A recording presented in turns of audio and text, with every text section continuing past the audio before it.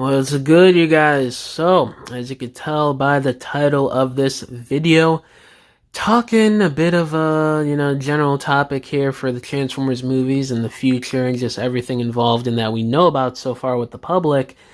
Um, can these upcoming Transformers movies thrive in the 2020s with the society we have nowadays? I'm not talking the 2000s or the 2010s, the straight up mid to late 2020s, the time we're in right now, people. What could go on? Because we know that there are 5 movies in development right now. We don't know if all 5 are going to come out, but we do know that Josh Cooley is doing one, and we know that Michael Bay is doing one as well, with Jordan Van Dina attached to write the film. We know that the script is basically done at this point, and it seems like they might be fast-tracking this movie to what I would assume, I'm just speculating here, a summer 2027 release.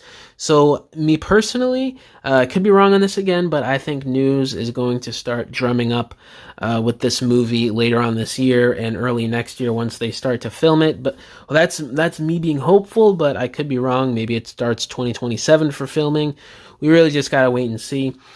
But this whole thing that they got going on here with Paramount, they're really moving into to appease sort of middle America and that sort of conservative crowd a little bit. They got the UFC stuff going on. There's really a lot of big moves happening over at Paramount that is really shifting the corporation into a new era, if you will. And how will that affect Transformers? And we know that they're looking into buying Warner Brothers and they're putting their bid in or whatever.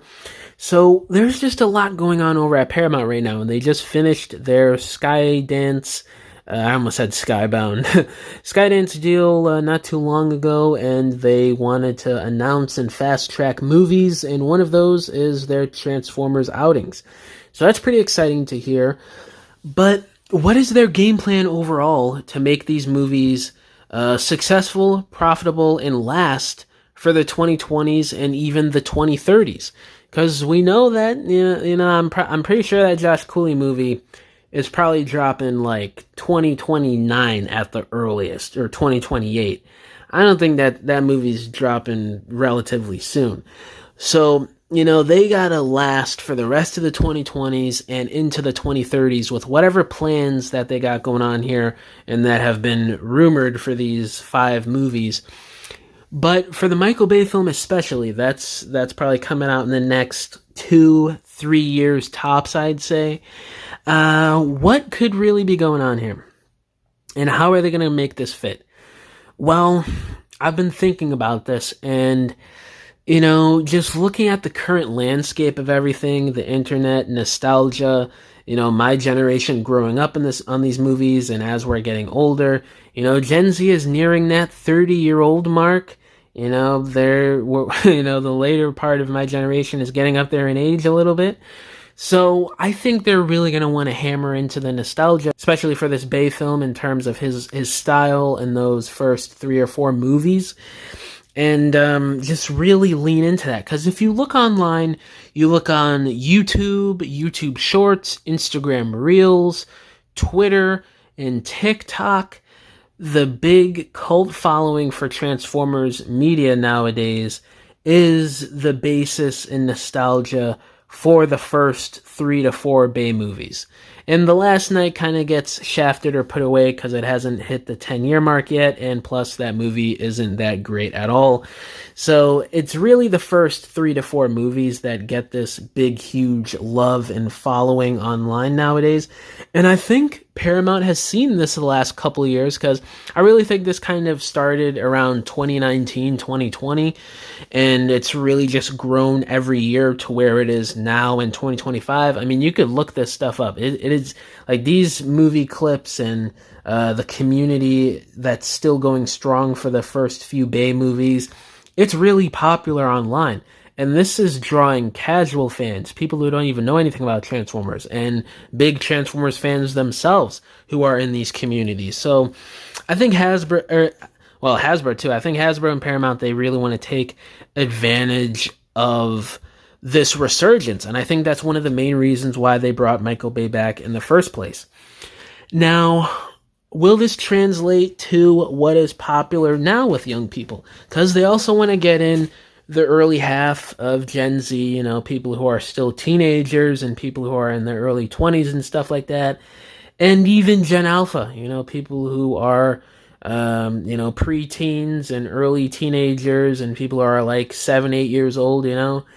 They want to really sort of reel in everybody here and even get in the older generation, you know, the millennials who kind of grew up on the movies, and even the Gen Xers, a lot of them who liked the movies, and a lot of them who opposed them at the time and were hacking computers and doing all that crazy stuff. But that's besides the point. They really want to tap into all of that, you know, and especially with how Bay is, he really seems to be. Just judging by some of the interviews, and I've seen him talk, he seems like somebody who wants to keep up with the times and see what the younger generation is into and kind of interject that into some of his action movies. Not all of them, but a good portion of them, I'd say. Especially with Transformers, that's a known fact. A lot of 2000s and early 2010s culture placements in those first four Bayverse films, like you could just rattle them off in the first like 10 minutes of each movie, you know? And what that could look like, I honestly don't know. Because trends for the 2020s are really all over the place, and you know, it's a lot of retreading the same ground from like the 2000s, the Y2K era, the 90s, the 80s even. So I honestly don't know what that's going to look like. And especially since this movie is rumored to be a sequel to Rise of the Beast, does that mean they just lean into the nostalgia of it and they just go with full-on Y2K 2000s era you know, style and everything, and kind of lean into those first two movies and how they looked and how people were dressing, the technology and everything at the time, the cars and stuff? Does it mean that? I mean, because if you're somebody who's older watching this video, Y2K it's a pretty big sort of culture and fashion movement nowadays, the last 5, 6 years in the 2020s.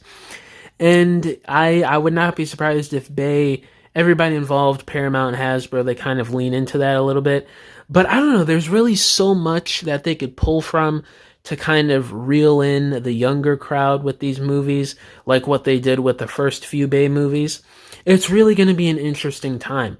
And I think if done right, if they know what they're doing, if they're tapped into the right sort of, I guess you could say, culture or zeitgeist for the 2020s, they could get into something good that really blends in for a nice formula for this upcoming Bay movie, especially if Michael Bay himself is really involved and excited to come back. There could be some magic here, but obviously there's a lot of room for failure. There's a lot of baggage with Bay coming back and with some of the general audiences, but overall, I mean, it seems like a lot of people are hyped for this movie. They obviously are going to get some of the neckbeards and some of the really passionate, hardcore Transformers fans that are like, oh, this isn't going to be G1. This isn't going to be faithful to my certain iteration or whatever.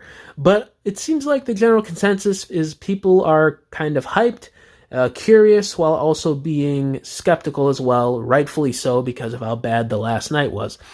But to answer my sort of question in this video, I think, yes, these upcoming movies, and especially the Bay film, are going to thrive well in the 2020s, in the 2030s, and beyond, hopefully, if they tap into the culture in a way that makes for a successful formula, like what happened with the first four Michael Bay movies. And hopefully they do, and Paramount listens. But honestly, it really can go either way.